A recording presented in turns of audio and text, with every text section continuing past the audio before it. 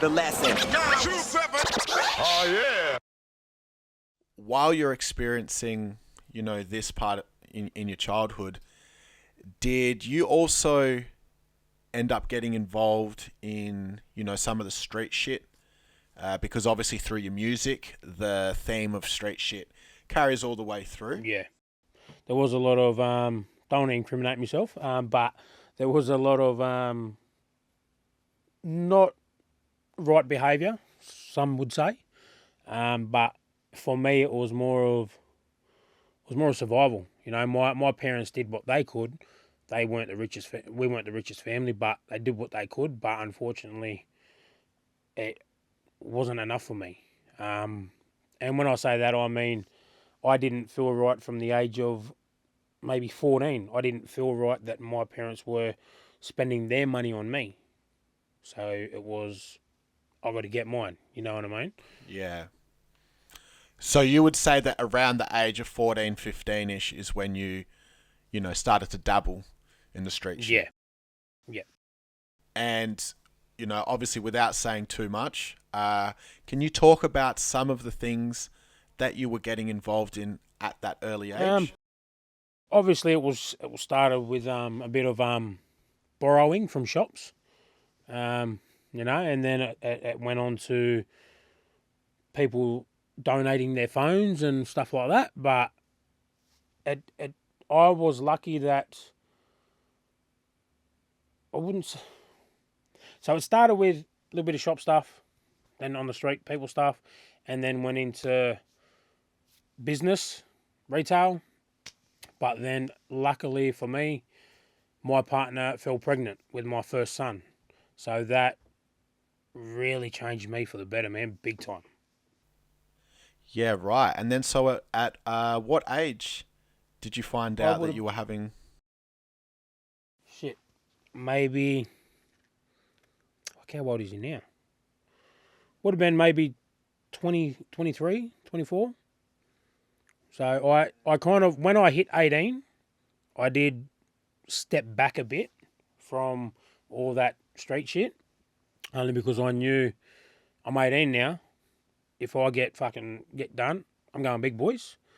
And unfortunately for me, every single one of my brothers, my father, cousins, they've all done jail.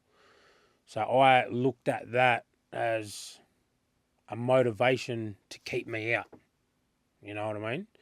So then once 23, 24 come around, it was, baby on the way, and I got a job and haven't stopped fucking working since, man. Yeah, right. So basically, like at around 14, 15, you started dabbling in the street shit. Then up until 18, you kind of thought, all right, if I don't slow the fuck down, I go to the big boy's house.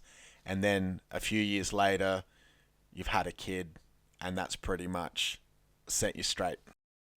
Big time, bro. Like, I don't want to, it gets used a lot, but I know if I kept going the way I was going, people are probably going to watch and go, everyone says that, but on the big man, if I kept going the way I was going, I'd end up dead or in jail. You know what I mean? Like, I was doing some dumb shit. Like, there's times I was getting fucking... A man would happily donate his phone and wallet, and then 20 minutes later, he's come back with 3-4 carloads of men. I'm only fucking 15. I'm fucking riding around on a push bike, you know what I mean? And yeah, so if it could have been a lot worse for me, man. Now, when you talk about family members of yours going to jail, how old? Like, first of all, which of your family's members went to jail, and like, how old were you when that was happening? Is this all pretty much through your childhood? Yeah, so the first one I remember was my father. I still remember going and seeing him at, like, I don't recall the date he was locked up or when he was in the cop shop or anything like that, but I do have memories going to visit him at Long Bay. And to be honest, that didn't even come back to me until I went to visit my brother at Long Bay. Many, many years later, I'm an adult, I go to visit my brother, and I'm like, this place looks fucking familiar.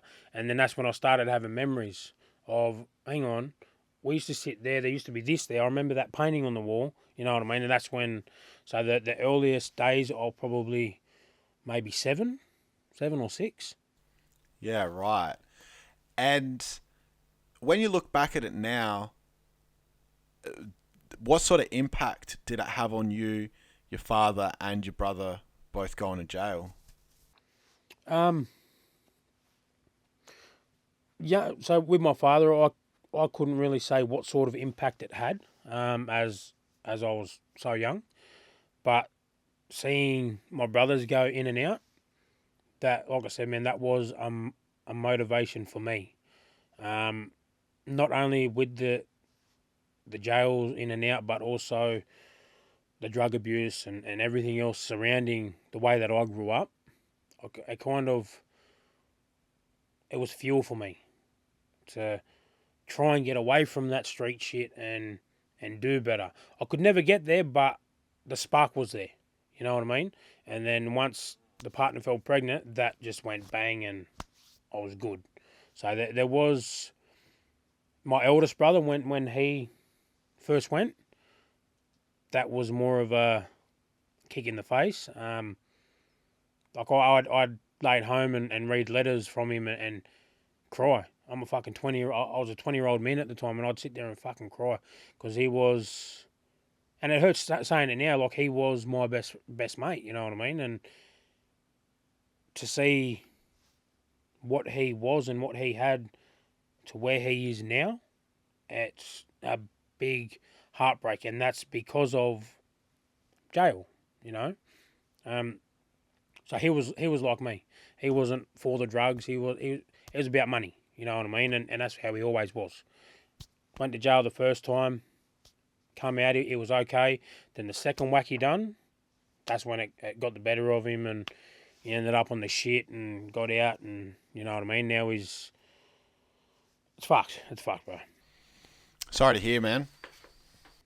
It is what it is, bro. You know, look, you know, you gotta, Mike Tyson said it, you know, you gotta take the good days with the bad days. It's all life.